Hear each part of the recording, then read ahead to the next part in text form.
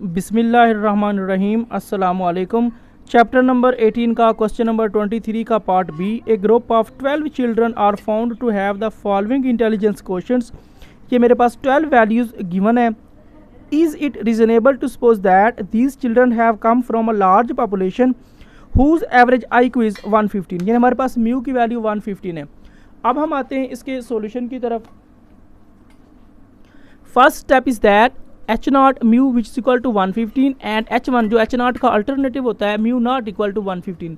जब हम यहाँ पे नॉट इक्वल टू का साइन इस्तेमाल करेंगे तो वो हमारा टू साइडेड टेस्ट या टू टेल टेस्ट बन जाएगा। Second step is that level of significance. तो इस क्वेश्चन में हमें लेवल ऑफ सिग्निफिकेंस गिवन नहीं था तो हमने अपनी मर्जी से लिया है alpha which is equal to 0.05। Third step is that test statistics. T नीचे CAL यानी कि T calculated which is equal to x⁴1 minus mu over S1 over N1 square root.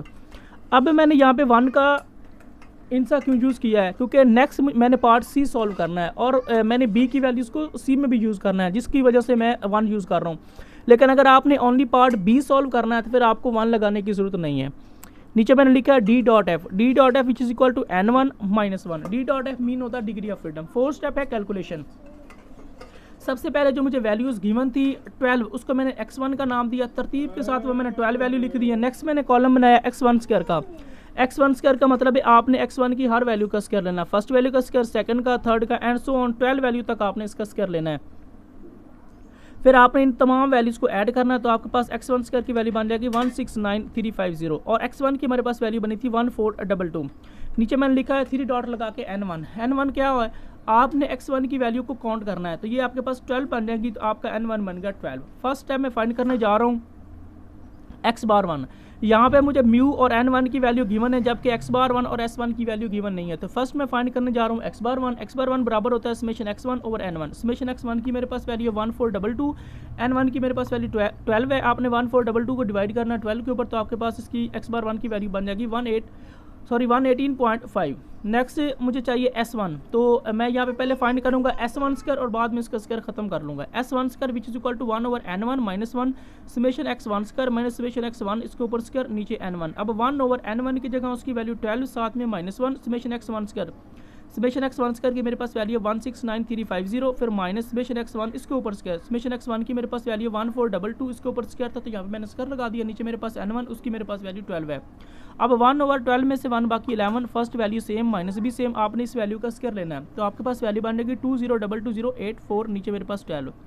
1 over 11 first value same minus भी same, आपने इस value को 12 के ऊपर divide करना है तो आपके पास नेक्स्ट वैल्यू बन जाएगी 168507। अब इस वैल्यू में से आपने इस वैल्यू को माइनस करना है तो नेक्स्ट वैल्यू बन जाएगी 843 और नीचे मेरे पास है 11।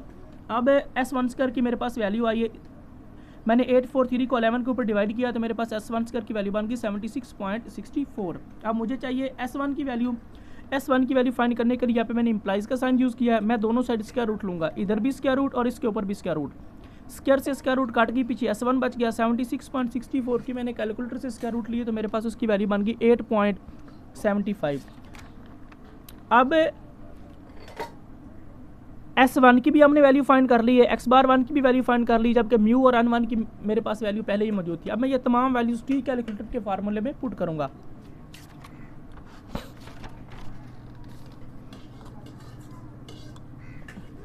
अब देखिएगा T calculated which is equal to x⁴1 minus mu over S1 over N1 के ऊपर स्क्वायर रूट। x⁴1 की मेरे पास वैल्यू आई थी 118.5 माइनस म्यू की मेरे पास वैल्यू थी 115, S1 की मेरे पास वैल्यू 8.75, N1 की मेरे पास वैल्यू 12 है, ऊपर स्क्वायर रूट थी तो यहाँ पे मैंने स्क्वायर रूट लगा दिया। अब आपने 118.5 में से 115 को माइनस करना है तो आपके पास नेक्स्ट वैल्यू बनेगी 3.5। ऊपर वाली वैल्यू सेम, मैंने 12 की स्क्वायर रूट ली तो मेरे पास उसकी वैल्यू बनेगी 3.464। ऊपर वाली वैल्यू सेम, इस वैल्यू को अपने इस वैल्यू के ऊपर डिवाइड करना है तो नेक्स्ट वैल्यू बनेगी 2.526। 3.5 को आपने डिवाइड करना 2.526 के ऊपर तो आपके पास टी कैलकुलेटर की वैल्यू बन जाएगी 1.386। 5 स्टेप है क्रिटिकल रीजन। तो आपने क्रिटिकल रीजन डायरेक्ट नहीं लेनी, इसके लिए बुक के ऊपर एक आपको स्ट्रक्चर गिवन है, आपने उसके अकॉर्डिंग इसकी क्रिटिकल रीजन लेनी है। अब मैं आपको बुक की तरफ लेके आता हूँ और आपको बताऊंगा कि आपने इसमें कौन सी क्रिटिकल रीजन लेनी है। जब भी आप किसी भी क्वेश्चन की क्रिटिकल रीजन ले रहे हो तो आपने H1 को माइंड में रखना है। तो H1 आपका बन रहा था म्यू नॉट इक्वल टू 115 और यहाँ पे लिखा हुआ है mu not equal to mu naught. Mu naught से मुराद है आपकी कोई भी वैल्यू, जब यहाँ पे नॉट इक्वल टू का साइन आया तो वो तो हमारा टू साइडेड टेस्ट होता है, और उसके लिए हम जो क्रिटिकल रीजन यूज़ करते हैं वो हमें दो क्रिटिकल रीजन गिवन है, एक नेगेटिव वाली और दूसरी पॉजिटिव वाली है। तो अगर आप नेगेटिव वाली यूज़ करेंगे तो ठीक है, सॉल्यूशन आपका ठीक आएगा, लेकिन कैलकुलेशन में थोड़ी सा आपको मसला बन सकता है, लेकिन बेहतर है आप ये पॉजिटिव वाले यूज़ करें। नीचे उन्होंने एक कंडीशन भी दी हुई, उसको आपने गौर से देखना है। In case of two sided, जब आपका टू साइडेड बन रहा हो, यानी यहाँ पे नॉट इक्वल टू का साइन आया H1 में, तो उसके लिए उन्होंने हमें कहा है कि टी के ऊपर आपने ये दो लाइन्स यूज़ करनी है। इसका मतलब होता है टी मार यूज़ करना है, बाकी ग्रेटर और equal T alpha over 2 into n-1, ये उन्होंने हमें सेम दिया। एक चीज़ आपने और गौर से देखनी है, यहाँ पे n-1 लिखा हुआ है, ये n-1 का मतलब होता है डिग्री ऑफ फ्रीडम। तो यहाँ पे मैं n-1 यूज़ नहीं करता, मैं न्यू यूज़ करता हूँ। उसकी जो रीज़न है उसके बारे में मैं आपको बता देता हूँ। स्टूडेंट टी डिस्ट्रीब्यूशन में दो टाइप की critical reason, student T distribution में टू टाइप्स की डिग्री ऑफ फ्रीडम यूज़ होती है, एक n-1 होती है और दूसरी n1 प्लस n2 यूज़ होती है। तो अगर हम यहाँ पे n-1 लिख देंगे तो हो सकता है हमें और चाहिए तो हमारी गलत ना हो जाए, इस वजह से मैं यहाँ पे लफ्ज़ न्यू यूज़ करूँगा, जो मुझे क्रिटिकल रीजन चाहिए वो मैं इस्तेमाल कर लूँगा। अब मैं आता हूँ क्रिटिकल रीजन की तरफ। टी कैलकुलेटेड, इसके ऊपर दो लाइंस लगाई, यानी कि टी कैलकुलेटेड का माड ग्रेटर है T alpha over 2 into new, new mean का डिग्री ऑफ फ्रीडम। अब टी कैलकुलेटेड, इसके ऊपर माड, फिर ग्रेटर का साइन, फिर टी अल्फा ओवर 2। अल्फा की मेरे पास वैल्यू थी 0.05, मुझे चाहिए अल्फा ओवर 2, तो मैं दोनों साइड 2 के ऊपर डिवाइड करूंगा। अल्फा के नीचे भी 2, 0.05 के नीचे भी 2, अल्फा ओवर 2 सेम 0.05 को 2 के ऊपर डिवाइड करेंगे तो अल्फा ओवर 2 की मेरे पास वैल्यू बन जाएगी 0.025। नेक्स्ट मेरे पास न्यू है, न्यू से मुराद है आपका डिग्री ऑफ फ्रीडम। न्यू बराबर होता है n1 के, n1 की मेरे पास वैल्यू है 12, साथ में ये 12 है, साथ में -1, 12 में से 1 बाकी 11। अब टी सेम अल्फा ओवर 2 की जगह इसकी वैल्यू 0.025 और न्यू की मेरे पास वैल्यू 11 है। अब टी कैलकुलेटर की मेरे पास वैल्यू 1.386, उसके बाद टी 0.025 इंटू 11। टी का मतलब ही यही है कि आपने टी के टेबल में जाना है और 0.025 को आपने 11 के टेबल में चेक करना है। अब हम जाएंगे टी डिस्ट्रीब्यूशन के टेबल में और वहाँ पे इसकी वैल्यू फाइंड करेंगे। अब वैल्यू को गौर से देखना है कि मैं कैसे फाइंड करता हूँ। ये देखिएगा, ये मेरे पास है 0.025 और ये मेरे पास है 11 का टेबल। तो इसमें अगर हम इसकी वैल्यू चेक करें तो मेरे पास उसकी वैल्यू बन रही 2.201, तो मैंने उसकी वैल्यू लिख दी है 2.201। जो आपका नेक्स्ट स्टेप है वो है स्टेप नंबर 6। जो स्टेप नंबर 6 होता है वो इसके ऊपर डिपेंड करता है, यानी कि अगर आपकी टी कैलकुलेटेड की वैल्यू बड़ी आ रही हो, साथ वाली वैल्यू छोटी आ रही तो उसका मतलब होता है वही रिजेक्ट H0। लेकिन अगर टी कैलकुलेटेड की वैल्यू छोटी आ रही हो और साथ वाली वैल्यू बड़ी आ रही तो उसका मतलब होता है वही एक्सेप्ट H0। अब हमारी टी कैलकुलेटेड की वैल्यू छोटी आ रही है और साथ वाली वैल्यू बड़ी आ रही है, उसका मतलब है वही accept H0। 6 step conclusion, so we accept H0, हम H0 को एक्सेप्ट करते हैं। उसकी मैंने रीज़न भी बताई है, because the value of T calculated, मेरे पास जो टी कैलकुलेटेड की वैल्यू आई है इज़ लेस देन, वो छोटी आई है किससे, t alpha over 2 into nu, वो t alpha over 2 into nu की इस वैल्यू से छोटी आई है, जिसकी वजह से हम इसको एक्सेप्ट करते हैं। अब मैं आपको लेके आता हूँ इसके नेक्स्ट पार्ट की तरफ, जो है मेरे पास part number c. A second group of 10 children is tested resulting in following IQ। मेरे पास ये 10 वैल्यूज गिवन है, is this group significantly different from the first group. अब हम आते हैं इसके सॉल्यूशन की तरफ।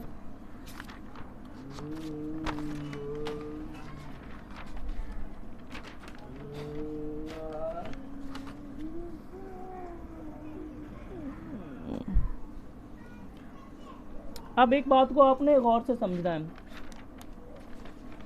ये जो हमें पार्ट बी और पार्ट सी दिया गया है इसके अकॉर्डिंग हमने पार्ट जो बी की वैल्यू वो पार्ट सी में भी यूज़ करनी है। लेकिन अगर आपको फॉर एग्जांपल एग्जामिनेशन में या वैसे टीचर सॉल्व करने के लिए क्वेश्चन देता है तो फिर आपने इस बात को माइंड में रखना है कि हमने पार्ट बी को भी सी के साथ यूज़ करना है या ओनली पार्ट सी को करना है। अगर आपने ओनली पार्ट सी को करना है तो फिर आपने सिंगल वैल्यू को यूज़ करते हुए करना है। लेकिन अगर आपको कहा जाए कि आपने पार्ट बी को भी साथ में यूज़ करना है, जिस तरह के मैं यहाँ पे यूज़ कर रहा हूँ, तो फिर आपने इसको डबल मीन के साथ यूज़ करना है, यानी कि पिछले क्वेश्चन का मीन भी आपने इसके साथ इस्तेमाल करना है और ये जो मेरे पास मीन बनेगा इसको भी मैंने साथ में यूज़ करना है। तो मैं दोबारा फिर रिपीट कर रहा हूँ क्योंकि इस तरह आपको फिर समझ भी नहीं आनी कि अगर आपको कहा जाए कि आपने क्वेश्चन बी को सी के साथ सॉल्व करना है तो फिर आपने इनको डबल मीन के तौर पे यूज़ करना जिस तरह मैं कर रहा हूँ। लेकिन अगर आपको क्वेश्चन पेपर में आ जाए या टीचर कहे कि आपने ओनली सी पार्ट को सॉल्व करना है तो फिर आपने सिर्फ सिंगल मीन को यूज़ करते हुए करना है। लेकिन मैं बुक के अकॉर्डिंग डबल मीन को यूज़ करके इसको सॉल्व कर रहा हूँ। इस वजह से यहाँ पे मैंने लिखा है H naught mu one minus mu two which is equal to zero and H one mu one minus mu two not equal to zero. जब यहाँ पे मैं नॉट इक्वल टू का साइन इस्तेमाल करूँगा तो वो मेरा टू साइडेड टेस्ट या टू टेल टेस्ट बन जाएगा। Second step is that level of significance. तो इस क्वेश्चन में हम यूज़ करेंगे alpha which is equal to 0.05। ये हमें गिवन नहीं था, हमने अपनी मर्जी से लिया है। तीसरा स्टेप है टेस्ट स्टैटिस्टिक्स टी नीचे से ये एल यानी कि T calculated which is equal to X bar one minus X bar two over S P one over N one plus one over N two. अब नीचे मैंने लिखा डी डॉट एफ मीन का डिग्री ऑफ फ्रीडम जो मेरे पास है N one plus N two minus two. एक बात आपने और गौर से समझ लेनी है, ये जो मेरे पास टी डिस्ट्रीब्यूशन का फार्मूला बना था उसमें मैंने डिग्री ऑफ फ्रीडम यूज़ किया था एन वन माइनस वन। यहाँ पर मैं यूज़ कर रहा हूँ N one plus N two minus two. उसकी वजह भी सुन ले, यहाँ पे मेरे पास सिंगल मीन था यानी कि एक्स बार वन की वैल्यू थी। यहाँ पे मैं यूज़ कर रहा हूँ X bar one minus X bar two, यानी यहाँ पे जब आपके पास डबल मीन हो तो उसके लिए आपने यूज़ करना होता है N one plus N two minus to.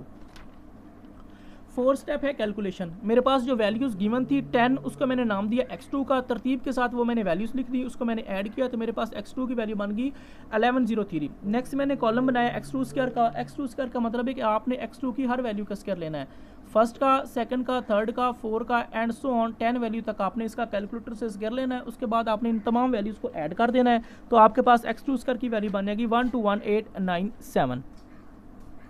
तो यहाँ पे वो मैं कोटेशन दे रहा हूँ जो मुझे कहा गया था कि आपने पार्ट बी को पार्ट सी के साथ यूज़ करना है। यहाँ पे मैंने लिखा है here X bar one is the mean I Q of the first group, यानी कि जो मेरे पास पार्ट बी का सोल्यूशन था, and X bar two is the average I Q of the second group, और एक्स बार टू मैं इससे फाइंड करूँगा। अब यहाँ पे मैंने लिखा है X bar one which is equal to 118.5। अब ये आपने नहीं कहना कि ये कहाँ से आ गया, मैंने आपको पहले भी बता चुका हूँ कि मैं पार्ट बी का साथ में यूज़ कर रहा हूँ। ये मेरे पास एक्स बार वन की वैल्यू है 118.5, तो मैंने एक्स बार वन की वैल्यू लिख दी है 118.5। नेक्स्ट मैंने लिखा है एक्स बार टू बराबर होता है summation x2 over n2। Summation x2 की मेरे पास वैल्यू है 1103, n2 की मेरे पास वैल्यू 10 है। n2 का मतलब है कि इन वैल्यूज़ को हम काउंट करेंगे तो वो मेरे पास 10 बन जाएगी। अब आपने 1103 को 10 के ऊपर डिवाइड करना है तो आपके पास एक्स बार टू की वैल्यू बन जाएगी 110.3। अब हम ये तमाम वैल्यूज़ को यूज़ करते हुए नेक्स्ट स्टेप सॉल्व करेंगे। यहाँ पे मैंने लिखा है S2 स्क्वायर बराबर होता है 1 over n2 minus one into summation x2 minus X bar two के ऊपर स्क्वायर। अब 1 ओवर n2 की जगह उसकी वैल्यू 10 साथ में माइनस इंटू समेशन को मैं इसके ऊपर अप्लाई करके लिख रहा हूँ। ये मेरे पास बन जाएगा summation x2 square minus summation x2 के ऊपर स्क्वायर, नीचे मेरे पास n2। अब मैं इसमें वैल्यूज पुट करने जा रहा हूँ 1 ओवर n2 की जगह उसकी वैल्यू 10 साथ में minus one summation x2 square, उसकी मेरे पास value 1 to 1879 minus summation x2 इसके ऊपर स्क्वायर। मेरे पास समेशन x2 की वैल्यू है 1103 ऊपर स्क्वायर, तो यहाँ पे मैंने स्क्वायर यूज़ किया, नीचे n2 है उसकी मेरे पास वैल्यू है 10। अब 1 ओवर 10 में से 1 बाकी 9, फर्स्ट वैल्यू सेम माइनस भी सेम, 1103 का स्क्वायर लेंगे तो मेरे पास वैल्यू बन जाएगी 1 to 16609, नीचे मेरे पास 10, 1 ओवर 9 सेम, फर्स्ट वैल्यू भी सेम, इस वैल्यू को आपने 10 के ऊपर डिवाइड करना है तो नेक्स्ट वैल्यू बन जाएगी 1 to 1660.9। अब 1 इस वैल्यू में से आपने इस वैल्यू को माइनस करना है तो नेक्स्ट वैल्यू बन जाएगी 236.1, नीचे मेरे पास 9 है। यहाँ पे मैंने इम्प्लाइज का साइन यूज़ किया है। S2 स्क्वायर 236.1 को 9 के ऊपर डिवाइड कीजिएगा तो S2 स्क्वायर की वैल्यू बन जाएगी 26.23।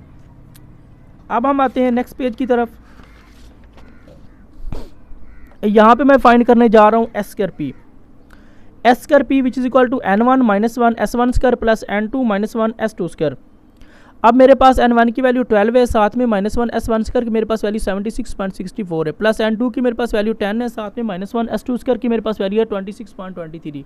नीचे मेरे पास n1 की वैल्यू 12, n2 की वैल्यू 10, साथ में माइनस 2, 12 में से 1 बाकी 11, 76.64 सेम, प्लस भी सेम, 10 में से 1 बाकी 9, इस वैल्यू को मैंने सेम लिख दिया है।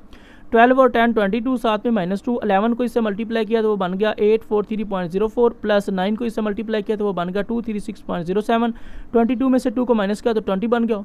इन दोनों वैल्यू को मैंने आपस में ऐड किया तो मेरे पास वैल्यू बन गई 1079.11, नीचे मेरे पास 20 है तो मेरे पास S स्क्वायर P की वैल्यू बन गई, इस वैल्यू को मैंने 20 के ऊपर डिवाइड किया तो उसकी वैल्यू बन गई 53.9555। अब मुझे चाहिए SP की वैल्यू, मैं दोनों साइड स्क्वायर रूट लूँगा, इसके ऊपर भी स्क्वायर रूट, इसके ऊपर भी स्क्वायर रूट। अब स्क्वायर से स्क्वायर रूट काट के पीछे मेरे पास SP बचा, इसकी स्क्वायर रूट मैंने कैलकुलेटर से ली तो मेरे पास उसकी वैल्यू बन गई 7.35। अब ये मैं तमाम वैल्यूज टी कैलकुलेटर के फार्मूले में पुट करने जा रहा हूँ।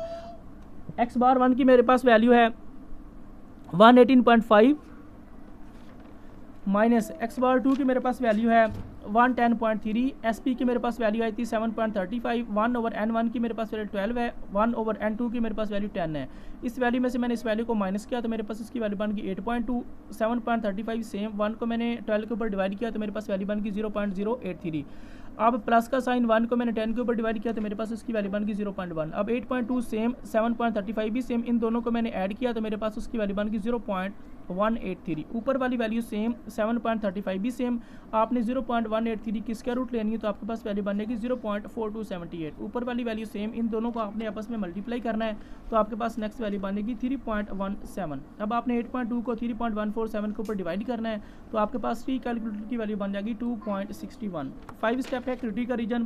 तो आपको याद होगा कि जो हमने पार्ट बी किया था उसमें हमारे पास 2 साइडेड टेस्ट था, तो हमारी क्रिटिकल रीजन और ये वाली क्रिटिकल रीजन सेम बन रही है। उसकी वजह ये है कि हमारा जो पार्ट सी है उसमें भी हमारा टू टेली टेस्ट है। तो मैंने लिखा टी कैलकुलेटर, इसके ऊपर मार्ट ग्रेटर है T alpha over 2 nu, T calculator इसके ऊपर मार्ट ग्रेटर का sign T alpha over 2। Alpha की मेरे पास वैल्यू थी 0.05, मुझे चाहिए अल्फा ओवर 2 तो मैं दोनों साइड 2 के ऊपर डिवाइड करूंगा, अल्फा के नीचे भी 2, 0.05 के नीचे भी 2, अल्फा ओवर 2 0.05 को आपने 2 के ऊपर डिवाइड करना है तो नेक्स्ट वैल्यू बन जाएगी 0.025। साथ में न्यू है तो यहाँ पे हमारा न्यू मीन के डिग्री ऑफ फ्रीडम, यहाँ पे न्यू बराबर होता है n1 + n2 - 2, n1 की वैल्यू 12, n2 की वैल्यू 10, साथ में -2, 12 है 10, 22 साथ में -2, 22 - 2 which is equal to 20। Alpha over 2 की जगह उसकी वैल्यू 0.025, न्यू की मेरे पास वैल्यू 20 है। अब टी कैलकुलेटर की मेरे पास वैल्यू है 2.61।